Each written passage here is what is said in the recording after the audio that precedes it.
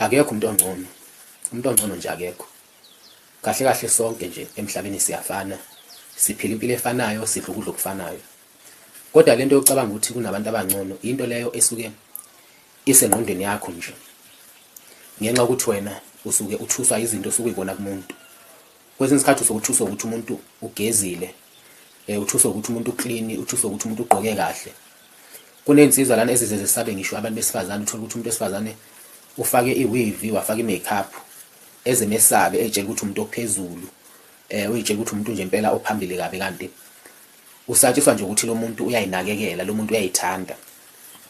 Into esengike ngayiphawula kakhulu ngabantu besifazane ukuthi isikhathi esiningi labantu besifazane bawoglamour, abantu isikhathi esiningi abangenawo ngisho umatric, kodwa ngendlela abaye beyithande ngayo, benakekele ngayo, wena ungaze wesabe uyitshela ukuthi baphila impilo ephezulu, bese ziyesaba insizwa zibone ngazuthi abantu abaphezulu, eza umuntu ezahlulele yena, ethi lo ekungalunga osibanibali, ngalunga osomabhizinisi abathile.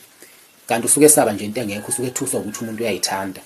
Umuntu oyithandayo noyinakekelayo yena uyayethusa ngempela, ngoba uyayicabanga ukuthi umuntu ophezulu noma umuntu ophambili.